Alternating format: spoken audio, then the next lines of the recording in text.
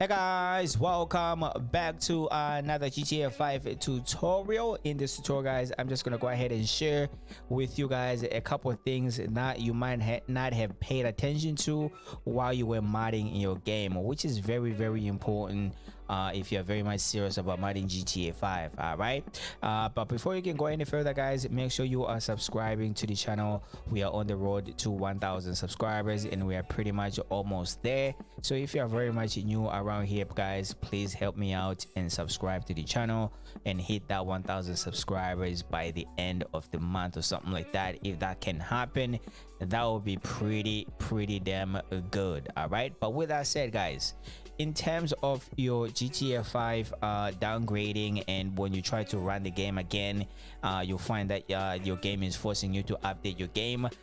There could be multiple issues that are wrong with your game or something like that. I have no idea how you have your game set up, but I can only assume that you might have only one GTA 5 folder like the one I just highlighted right now. So if this is the case for you guys, I think this is the first mistake that you have made right here with your GTA 5 modding. All right, so if you are going to mod GTA 5, I highly suggest that you need to go ahead and have 2 or more GTA 5 folders. All right, as you can see right now, I have 3 because I do have 2 of them for my mods, and I do play different things on these 2 folders right here. The first one, LSPDFR, this is where I play all of my LSPDFR.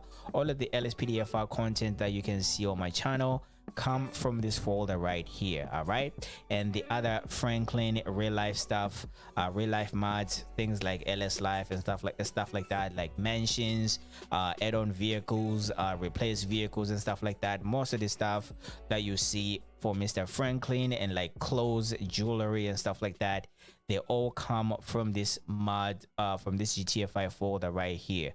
All right, the reason why you actually need 2 or more, let's say I just want to go ahead and play LSPDFR, I'm gonna go ahead and have a fresh copy of GTA 5 and another copy for my LSPDFR. All right, the reason why I do it this way, the first copy, I use the first copy for all of my updates. All right, so whenever there's a new update for GTA 5 that's coming up, I always try to make sure by all means it goes into this folder right here, this fresh folder with no mods whatsoever. This is where I try to make sure all of my updates go through. This way I don't have to update this folder right here, nor do I have to update this folder right here unless I decide I want to update these 2 folders right here. So as long as this one is up to date, you are pretty good on these ones. You don't have to downgrade your game to anything.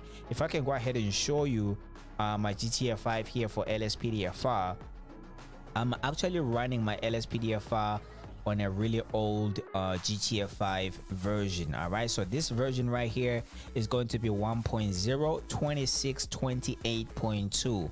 that's a previous version from the 1.0.26.99.0. I think that would be the previous version for GTA 5 from that one. All right, and with this one right here guys, I did use this version right here to downgrade my game, and did that tutorial to show you how to downgrade to version 1.0.26.99.0. so this is the version of GTA 5 I am running all of my LS Live scripts mods with, version 1.0.26.99.0, and I run my LSPDFR from 1.0.26.28.2. so whenever I do run either one of these 2 right here, as long as this one is up to date, the game does not force me to update either one of these right here. And I use Steam, and I highly suggest guys that you try to get Steam on your PC and play your games that way, especially if you're very much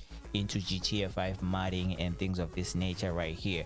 And the other thing that guys I actually use my first GTA 5 folder for is because, let me just say, I was actually like modding this folder right here and I do really a bad job, and then I mess up this file to a point where I cannot even run my game off this file right here.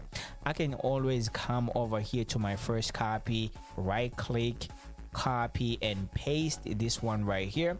So it's gonna go ahead and paste a new copy right here. It's gonna go ahead and copy everything on my new copy right here into this folder right here. So once that's done, I can actually use this copy for my mods. As you can see, I will still have a fresh copy for my GTA 5 ready to go if I needed to. All right, so whenever I and the other thing, guys, you need to pay attention to when you have a first copy like this, whenever you know there's a new GTA 5 update coming up, you always want to make sure your first copy is the main copy of your GTA 5 on your PC. So whenever a new update does come up, it's just gonna go ahead and go into this folder first before you can go into the other folders that you might have your mods.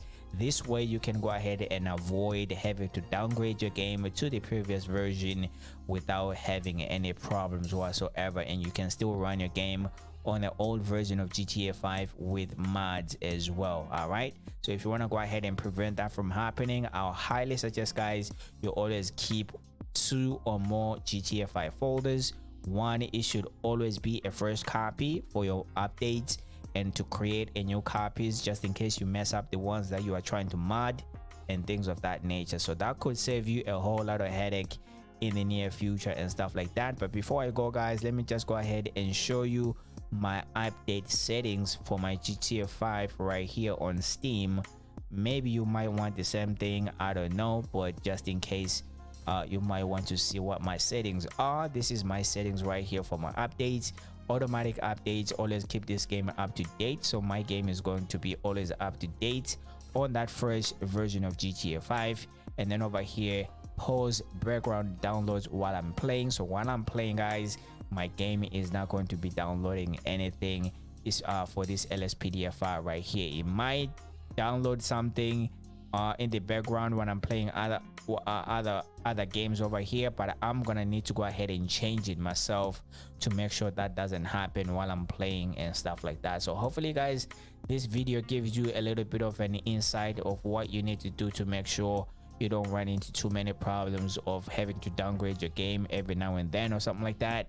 But with that said, guys, I think I'm just gonna go ahead and close this out here real quick.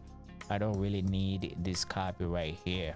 All right, so if you are going to be serious about modding GTA 5, always make sure you have 2 or more GTA 5 copies like I've done over here, guys. It's gonna go ahead and save you a lot of headache, trust me. So go ahead and do it, and happy modding, and make sure you are subscribing to the channel once again, guys.